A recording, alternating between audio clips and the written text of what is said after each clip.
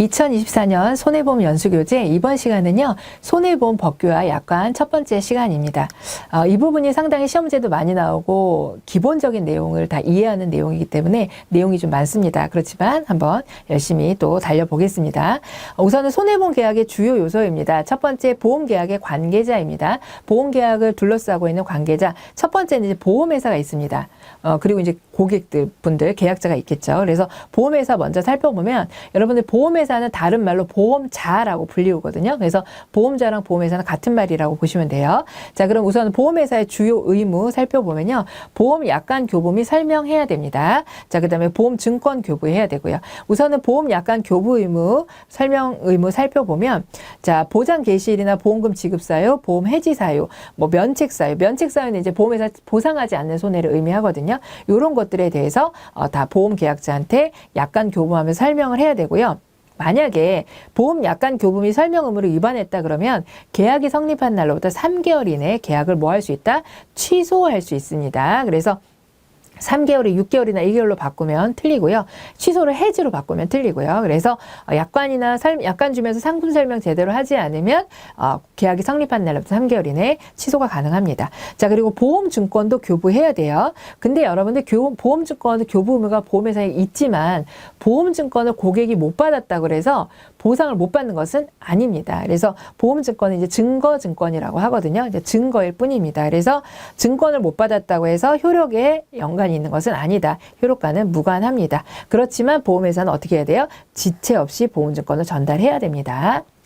자, 그 다음으로는 청약의 납부 통지 및 승낙 전 담보입니다. 이것도 이제 보험회사의 의무인데요. 청약이라고 하는 건 보험회사 고객분께서 보험회사에 나 보험 들고 싶어 라고 하는 게 청약입니다. 그러면 보험회사는 자, 가입해도 좋습니다. 가입이 불가능합니다. 라고 통지해야 된다는 의미입니다. 그래서 낙은 승낙이고요. 부는 거절을 의미하는 겁니다. 그걸 한 글자씩 따서 납부 통지라고 하는 거죠. 그래서 고객이 가입하고 싶다고 하면 된다 안 된다를 알려야 된다. 그런 뜻입니다. 자, 그래서 보험회사는 며칠 이내에 알려야 된다? 30일 이내에 청약의 승낙 여부를 알려야 합니다. 30일이 지나도록 그 얘기를 하지 않았다. 된다 안 된다를 말하지 않았다면 뭘로 간주한다고요? 승낙으로 간주합니다. 그래서 이거를 우리가 승낙의제라고 하고요. 자, 그리고 보험회사가 승낙하기 전에 발생한 보험사고는요. 보상을 질 수도 있고 이제 안 질 수도 있어요. 그래서 보험사고 발생 책임이 가능하다라고 그랬는데 어떤 경우에 책임을 지냐면 일부 또는 전부를 받은 경우에 이제 책임을 질 수가 있다라는 겁니다. 그래서 보험회사가 승낙을 하기 전에 청약을 했는데 승낙을 하기 전에 보험료의 일부 또는 전부를 받았다면 그렇죠? 그렇다면 보험회사는 책임을 질 수도 있다라는 얘기입니다. 가능이니까 무조건 져야 된다는 게 아니고 질 수도 있다라는 의미입니다. 그래서 그 청약을 거절할 만한 사유가 없다면 보상 책임을 지고요. 그 청약을 거절할 만한 사유가 있다면 돈을 받았어도 보상 책임을 지지 않습니다.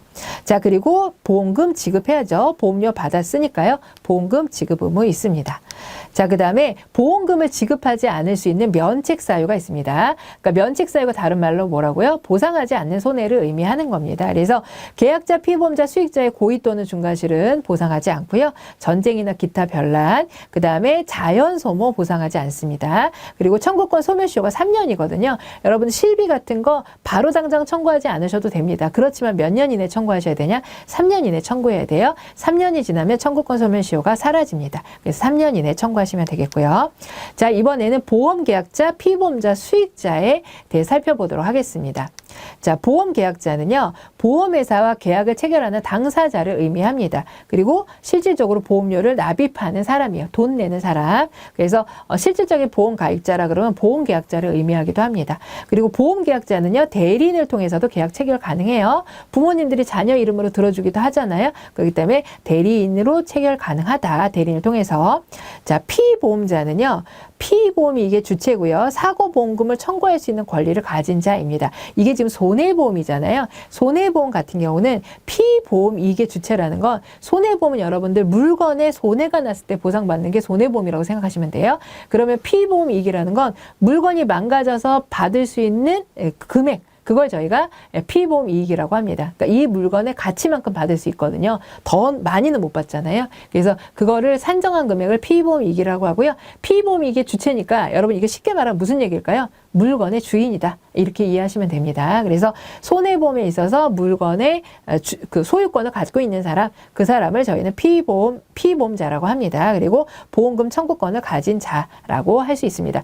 물건이 망가지면 보험금 청구 누가 할까요? 물건 주인이 할 거잖아요. 그래서 우리 손해보험에서는 이제 피보험자를 사고 보험금 청구권자로 봅니다. 자, 보험 수익자는요, 인보험에만 있는 보험계약의 요소라고 되어 있어요. 수익자는 피보험자가, 자, 여러분 여기서 인보험에만 있다 그랬잖아요. 여기에 이 지금 피보험자는 손해보험의 피보험자죠. 인보험의 피보험자는 누굴까요? 인보험의 피보험자. 대상이 되는 사람이에요. 대상. 내가 사고가 나면 다쳤을 때 보험금이 나오는 대상이 되는 사람이 바로 인보험의 피보험자입니다. 그래서 인보험의 피보험자가 사망을 하게 되면 누구한테 돈이 나갈까요? 바로 이 수익자에게 나갑니다. 그래서 인보험에만 있는 계약의 요소고 사고 발생 시 보험금 청구권을 갖는 자라는 얘기는 피보험자가 대상이 되는 피보험자가 사망하게 되면 그 돈은 누구한테 나간다? 바로 수익자한테 나가기 때문에 인보험에서 보험금을 청구권을 갖는 자라고 저희가 표현을 할 수가 있겠습니다. 자, 그 다음에 보험계약자의 주요 의무에 대해서 살펴보도록 하겠습니다. 우선 보험계약자는 보험료 납입 의무가 있습니다. 자, 그래서 보험회사의 보상 책임은 보험료를 받은 때부터 시작이 되고요. 자, 그리고 보험계약자는요, 계약 전 알릴 의무, 다른 말로 이제 고지 의무라고 합니다. 고지 의무가 있습니다. 그래서 계약자는 고지 의무가 있으나 피보험자, 수익자는 고지 의무가 없다. 그럼 이 말은 틀려요. 우선은 수익자는요, 어떠한 의무도 없습니다. 그렇지만 계약자와 피보험자는 거의 의무가 같이 가요. 그래서 고지 의무는요, 계약자도 있고 피보험자도 있어요. 근데 수익자는 고지 의무자가 아닙니다. 자, 그래서 고지 의무에 대해서 좀 살펴보도록 하겠습니다. 우선 고지 의무자는요, 계약자, 피보험자 이들의 대리인이에요. 여기 누구는 없다고요? 수익자는 없다. 자, 그 다음에 고지 수령권자라고 있습니다. 고객이 저 병원 간 적 있고요. 어디 아프고요. 이런 얘기를 하는 걸 고지라고 해요. 계약 전 알릴 의무. 그거를 듣고 와서 전달할 수 있는 사람을 고지 수령권자라고 합니다. 그래서 보험회사 또는 고지를 받는 대리권을 갖는 자라고 되어 있고요. 보험 대리점, 우리 고지 의무 수령권 있고요. 그 다음 인보험의 보험의, 빨간색으로 되어 있죠? 중요합니다. 보험의가 뭘까요? 보험의사라고 보시면 되겠고요. 보험 가입할 때 진단이나 이런 거 받게 되면 의사 선생님 만나거든요. 그때 만난 의사 선생님께 어떤 이야기를 했다. 그럼 보험의는 보험회사에게 전달할 수 있습니다. 자, 그렇지만 설계사나 중개사는 이런 거 고지 의무 수령권 없습니다. 그래서 보험 대리점과 보험의가 고지 수령권이 있다라는 부분이고요. 자, 그 다음으로는 고지의 내용 및 효과입니다. 고지는 언제까지 해야 되냐? 고지 의무가 다른 말로 뭐냐면 계약 전 알릴 의무입니다. 그러니까 언제까지 해야 될까요? 계약이 성립하기 전까지 해야 됩니다. 고지의 방법은요, 구두도 되고 서면도 됩니다. 구두만 가능하다? 그러면 틀려요. 근데 실제적으로는 이제 써서 제출을 하죠. 그렇지만 말로도 가능하다라는 거예요. 아까 의사 선생님한테 말한다 그랬잖아요. 그러면 보험회사 전달한다 그랬죠. 그러니까 구두로도 가능합니다. 고지의 대상은요, 보험계약의 인수 여부나 보험료를 책정하는 데 있어서 연관 있는 모든 사항입니다. 그래서 직업, 연령, 과거의 병력 이런 것들 다 대상이 돼요. 그런데 학력이나 이런 것들은 우리가 고지의 대상이 되지 않습니다. 자, 그 다음에 여기서 직업은 뭐냐면요, 직업은 고지 대상이 맞아요. 직업은 고지의 대상이 맞는데 어떤 게 어디 보험에서 고지하지 않아도 되냐면 요건 화재보험에서요. 화재보험에서는 직업은 고지하지 않아도 됩니다. 그러니까 그냥 인보험에서는 직업은 당연히 고지해야 될 사항이지만 직업이 고지사항에 해당하지 않는 건 화재보험이에요. 화재보험. 그래서 요거는 그러니까 화재보험에서 고지 의무에 해당하는 것은 그러면 나이, 직업 이렇게 나오거든요. 그러면 그건 고지의 대상이 아니에요. 그렇지만 일반적인 상품에서는 직업이나 나이는 고지의 대상입니다. 그리고 학력은 어디에서도 고지 대상이 되지 않아요. 자, 그거 체크해 드렸습니다. 그리고 고지 의무 위반이 있는 경우라고 했는데 만약에 이렇게 나이나 연령이나 이런 것들 고지해야 되는데 알리지 않았다, 위반을 했다 그러면 보험회사는 해지할 수 있어요. 그래서 계약이 해지한금 나가고 끝나게 됩니다. 그런데 해지권이 제한되는 경우도 있습니다. 위반 사실을 안 날로부터 1개월, 계약이 성립할 날로부터 3년 이내에 3년이 이내에는 해지할 수 있지만 그게 지나면요 해지할 수 없어요. 그래서 그 사실을 안 날로부터 1개월이 지나면 해지할 수 없고요. 그 사실을 계약이 성립하려면 3년이 지나서는 해지할 수 없어요. 그 이내에 들어오면은 해지할 수 있다라는 겁니다. 그래서 요 1개월, 3년 여러분들 중요해요. 포인트로 기억해 주시면 되겠습니다. 자, 이번에는 계약 후 알릴 의무입니다. 다른 말로는 통지 의무라고 하고요. 계약한 이후에 변경이 생겼다, 위험이 늘어났다, 그러면 이제 알릴 의무를 저희가 통지 의무라고 합니다. 그래서 피보험자가 직업 또는 직무를 변경했다든지, 피보험자를 바꿨다든지, 중복 계약을 했다든지, 자, 물건을 양도했다든지, 건물을 30일 이상 비워뒀다든지, 용도를 바꿨다든지, 이런 경우에는 이제 우리가 통지할 대상이 됩니다. 근데 여러분, 직업 또는 직무가 화재보험에서는 어떨까요? 화재보험에서는 고지할 필요가 없고 통지 의무도 어때요? 둘 다 없다라고 보시면 되고요. 만약 화재보험이란 말이 없으면 그때는 통지하거나 고지할 대상이 되는 거죠. 근데 화재보험이란 말이 있을 때만 이 부분을 체크해 두시면 됩니다. 자, 그 다음으로는 보험사고 발생 통지 의무입니다.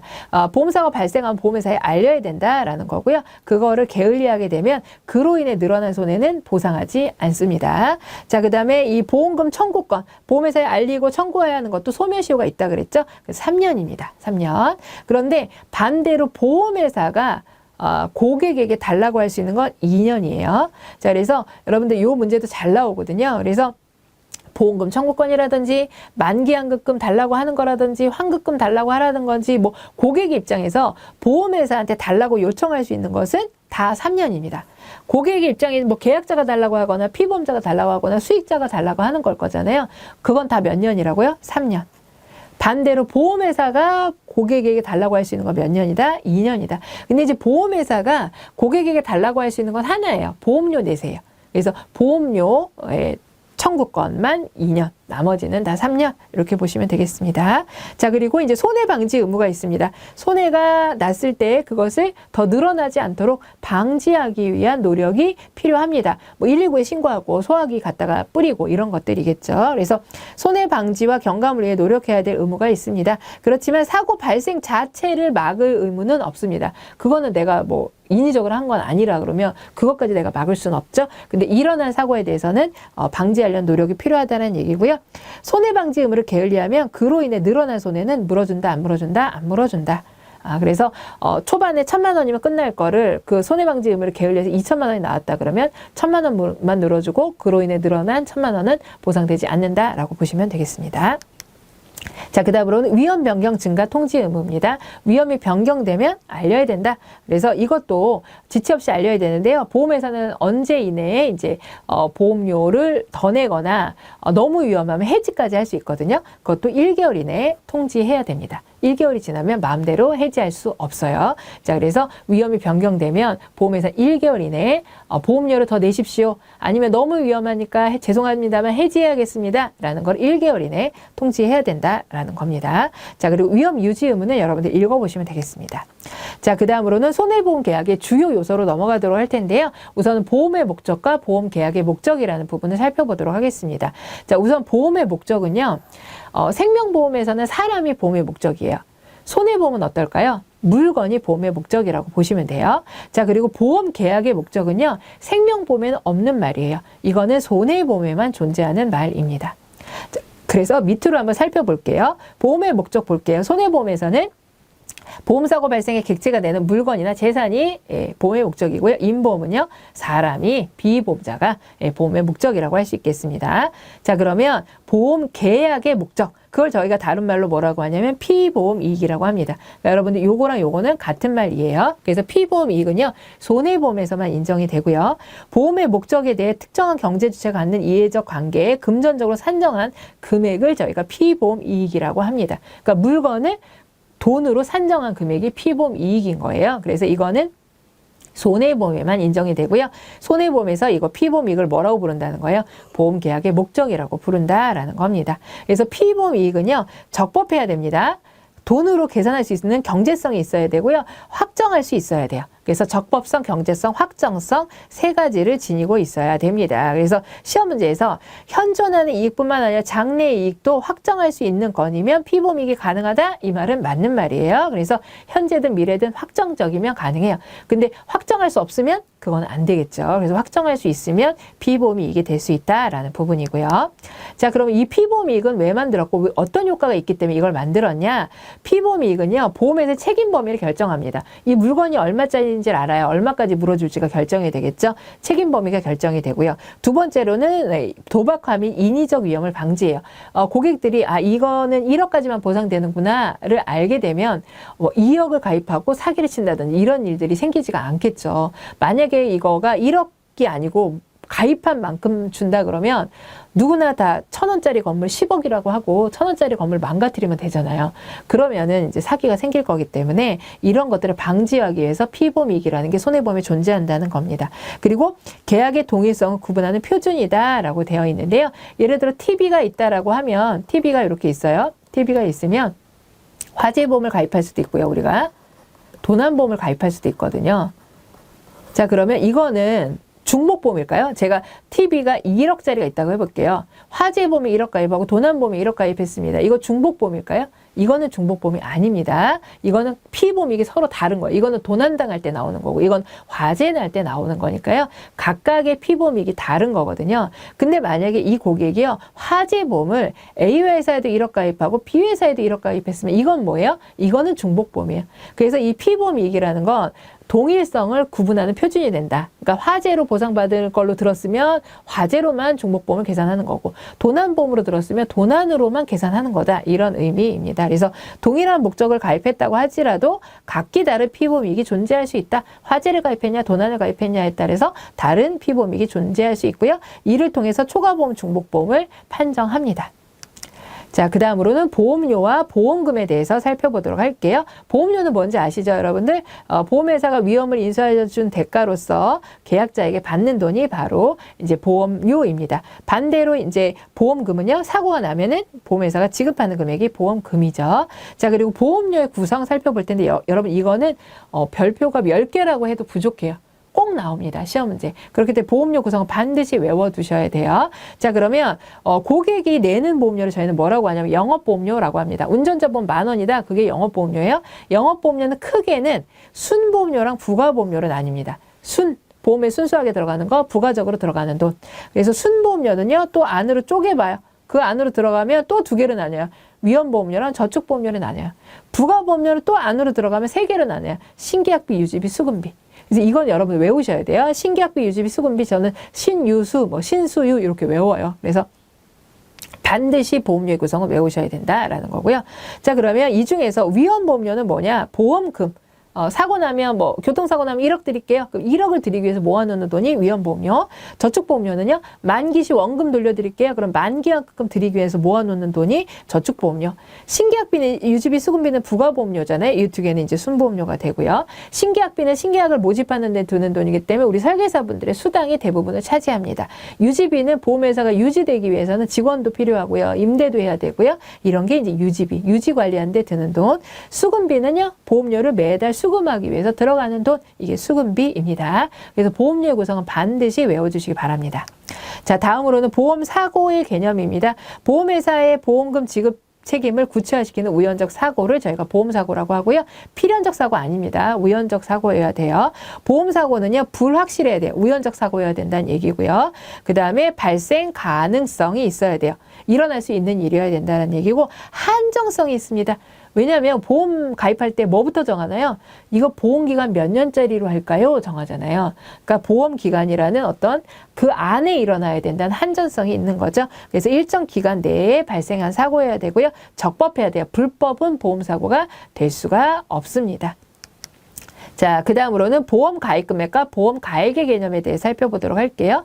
자, 보험 가입 금액은요, 우리 보험 가입하신 분들은 많이 들어보셨을 거예요. 보험 가입 금액은 생명보험이나 손해보험이나 모두 존재하는 개념이에요. 보험에 가입한 금액이라는 뜻이죠. 그래서 보험 계약상 보상의 최고 한도액이라고 저희가 제공을 합니다. 그래서 보험 계약상 보상의 최고 한도액이고요.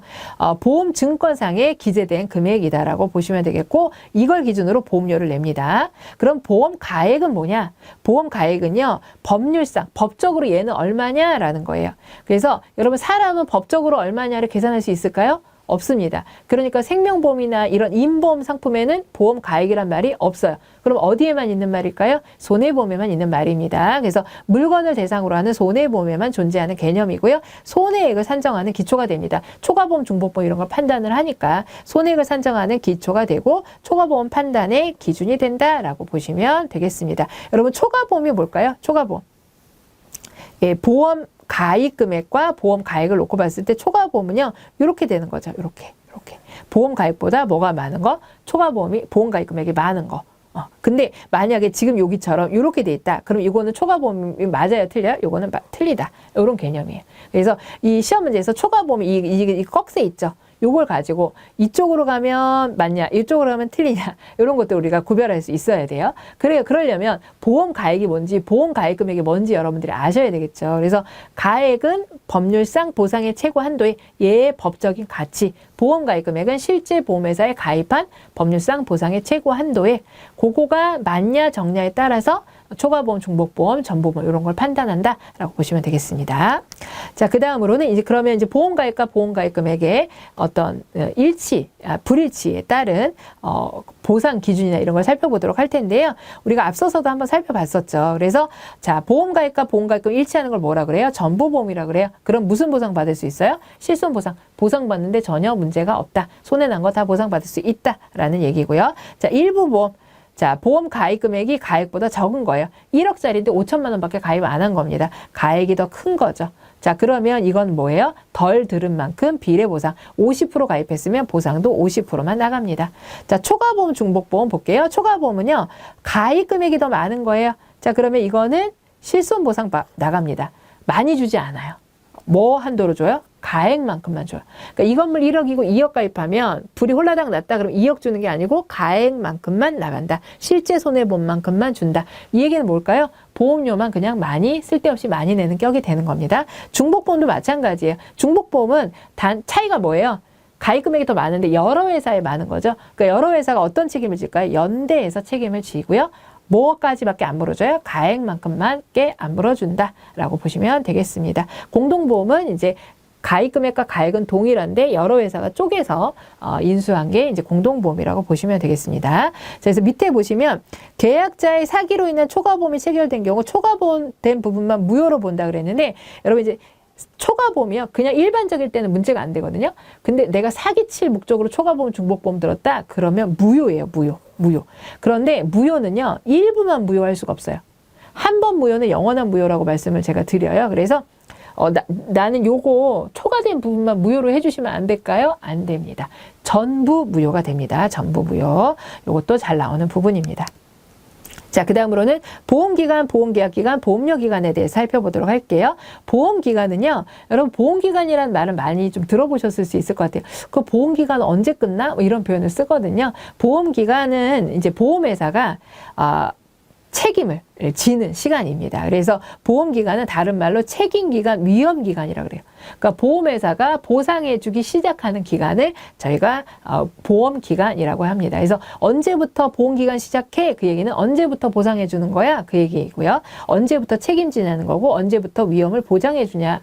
그래서 책임기간, 위험기간이라고 불리우기도 합니다. 같은 말이라고 보시면 돼요. 보통은 언제부터 시작할까요? 보험료를 받으면 보험회사가 책임을 지기 시작합니다. 자, 그럼 보험계약기간은 뭐냐? 보험계약이 성립해서 끝날 때까지의 기간을 저희가 보험계약기간이라고 합니다. 그래서 보험계약기간이 성립했다고 하지라도 보험료가 납입되지 않았다면 보험회사의 책임은 개시되지 않아요. 그런데 이제 보통 저희가 이런 경우가 있어요. 암보험이 대표적인데요. 오늘 계약을 했습니다. 계약 기간은 오늘 시작된 거죠. 보험 계약 기간은. 그런데 암보험 같은 경우 암 진단비는요. 오늘 계약해서 오늘 돈 냈다 그래서 바로 보상이 안 돼요. 며칠 지나야 되냐? 90일이 지나야 됩니다. 90일이 지나야 그때부터 암 진단비를 물어줘요. 그러면 여러분 보험 기간은 언제부터 시작된 거예요? 그죠? 이때부터 보험 기간이 시작이 된 거죠.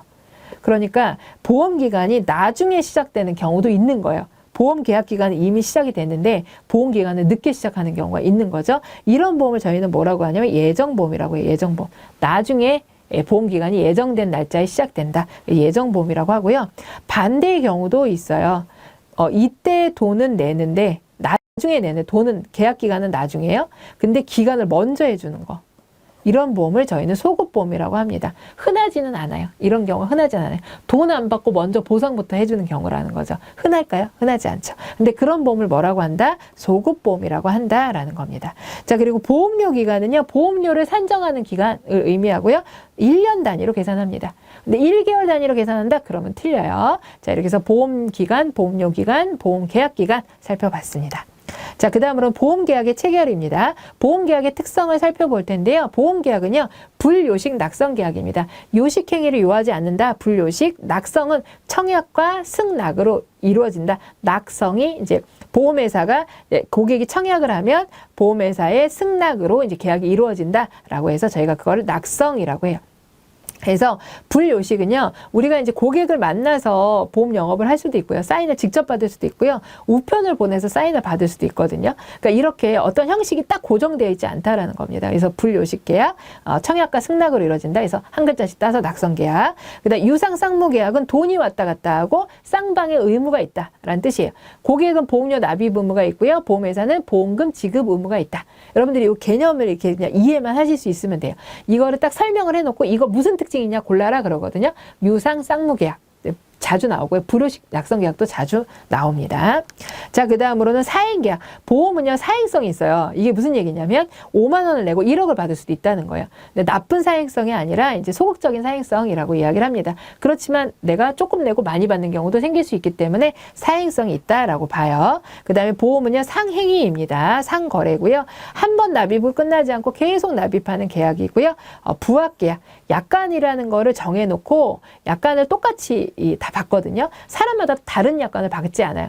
뭐 우리 암보험을 가입했다, 같은 상품이다 그러면 다 똑같은 약관을 받습니다. 그래서 보험회사가 미리 계약 내용을 정형한 보험 약관을 제시하면 고객이 이를 포괄적으로 승인함으로써 성립하는 걸 우리는 뭐라고 한다? 부합계약이라고 한다. 그래서 약관이라는 말이 나오면 부합계약입니다. 이게 참 잘 나옵니다. 그래서 여러분들 그렇게 생각하시면 될 것 같아요. 약관을 내가 받았어요. 약관에 특약이 80개가 나와 있습니다. 근데 여러분 내가 80개가 다 보상받는다고 여러분 생각하시나요? 그렇게 생각 안 하시죠? 내가 특약에 10개 가입했으면 10개만 내가 보상된다는 거 알고 있죠. 그러니까 내가 약관을 전부를 다 받지만 그 중에 나는 부합되는 것만 보상을 받는다는 거 알고 있습니다. 그래서 부합계약성. 그래서 약관은 공통적으로 받지만 그렇게 부합되는 것만 보상받는다. 부합계약성이라고 생각해 주시면 될 것 같아요. 자, 그리고 보험은 단체성입니다. 한 사람이 가입하는 거 아니죠. 그리고 선의계약. 어느 정도 서로를 믿어야 돼요. 계약자 날리름 뭐 이런 거 믿고 받는 거죠. 그 다음에 기술이 필요합니다. 보험료를 산정하려면 상당한 기술이 필요하다라고 볼 수가 있습니다. 이렇게 해서 보험계약의 어떤 우리가 특성까지 같이 좀 살펴봤습니다. 이상으로 이번 시간 강의를 마치도록 하겠습니다.